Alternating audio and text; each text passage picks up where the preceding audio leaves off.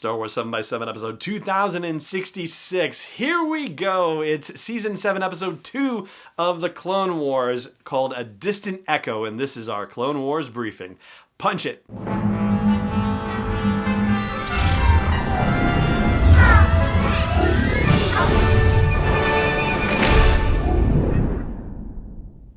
Hey Rebel Rouser, I'm Alan Voivod, and this is Star Wars 7x7. Thank you so much for joining me for this episode. So here we go, A Distant Echo, second of the 4-part story arc, and it finds our heroes getting ready to go to Skako Minor, or Skako Minor, depending on which side of the war you're on, apparently.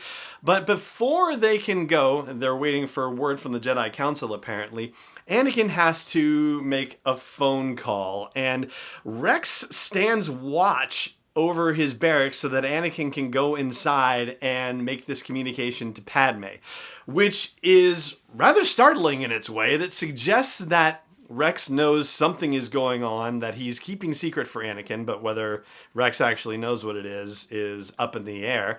And when Obi-Wan comes over and says, "Rex, why are you standing guard on your own barracks?" And, "Oh, General Skywalker's in there. Oh, what's he doing? Oh, he's fixing some of my gear."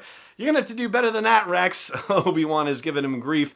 And then Anakin comes out and says, "Here, your helmet's fixed." But Obi-Wan says, "Yeah, I hope you told Padme I said hello." So this seems like it's an open secret that Anakin is in communication with Padme, and apparently on a regular basis. So, oh man, I hope they dig in a little deeper to what that actually means. And as for the conversation between Annie and Padme, well, Annie's concerned about Rex's personal feelings about Echo, and Padme's like, "Oh, gee, I wonder where he learned that business. And where's Rex when you're operating on your personal feelings?" And Annie's like, "Right beside me." She's like, "Yeah, so why don't you be beside him?" Which makes perfect sense.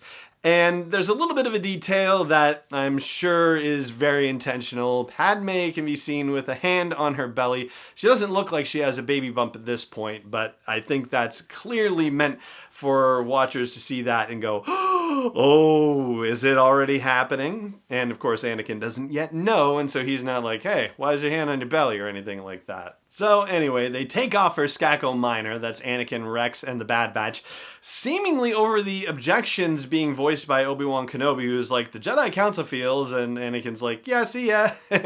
And at Skako Minor, it turns out that there are these, natives there, the Poltex, and they worship flying reptiles called Kiridaks. Well, they get a warm welcome from those folks. Anakin actually gets snatched up by one and taken to a local village where the Bad Batch and Rex have to go in and overwhelm them with a display of firepower and smarts, but not actually injure anyone. And they're able to at least ally themselves with the Poltex long enough to have scouts show them where Wat Tambor's secret hideout is, where they believe Echo is.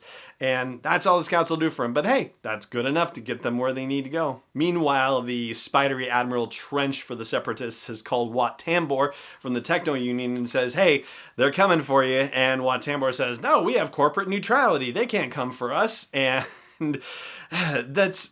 These little political things I think are fascinating in the Clone Wars, that they spice those in. I mean, corporate neutrality, really? And clearly they're operating on the side of the Separatists too, but somehow they're able to walk that divide. I think that deserves its own deeper conversation. But ultimately, Wat Tambor says, "We'll be ready for him." And of course they are, or they think they are, because a whole boatload of droids comes after them in wave after wave, and they're somehow able to shoot them all down. But when they finally get to the chamber where they think Echo's signal is coming from, Wat Tambor appears in one of those... You remember the thing where Amidala contacts Newt Gunray and the Trade Federation at the beginning, and it comes on screen with that whoa and looks very water bubbly? Like, they have that same communicator style on here, which I thought was really cool. And Wat Tambor tells them, "Your friend is dead, but his mind is ours," which is a real creepy situation. And also says, "We've anticipated your every move and you're about to die." But naturally, they don't die. They're able to defeat all the droids and break into this final chamber where they find Echo alive in a stasis chamber. And he has definitely not been very good for wear. I think, he's much the worse for wear is what I'm trying to say. He apparently doesn't have legs and has been fitted with prosthetics. He has all sorts of tubes and wires in him and things stuck in his chest. And when they take him out, he initially says, we got to get out of the Citadel and, I'll go first. And then realizes he's not there and then has a beautiful moment with Rex where he's like, Rex, you came back for me, which just, still gives me chills just thinking about it. It was just very well done. And Rex tells him, don't worry, Trooper, you're going home.